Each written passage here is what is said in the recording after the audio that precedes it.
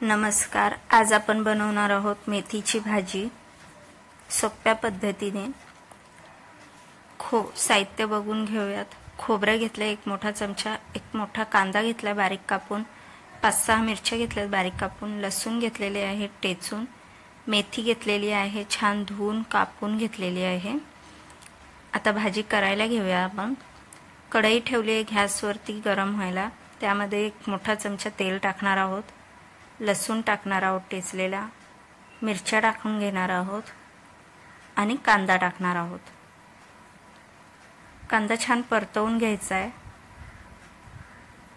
कांदा लाल झाला की त्यामध्ये आपण मेथी टाकून घेणार आहोत।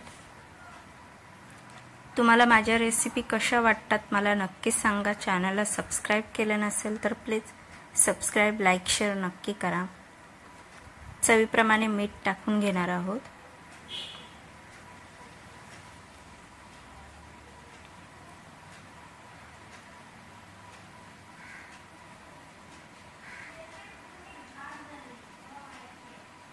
मेथी टाकणार आहोत।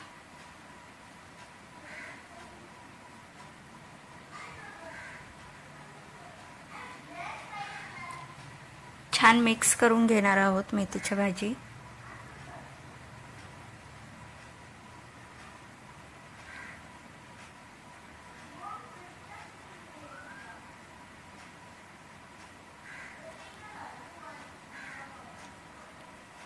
मेथीची भाजी छान शिजलेली आहे। त्यामध्ये आपण किसलेलं खोबरं टाकून घेणार आहोत।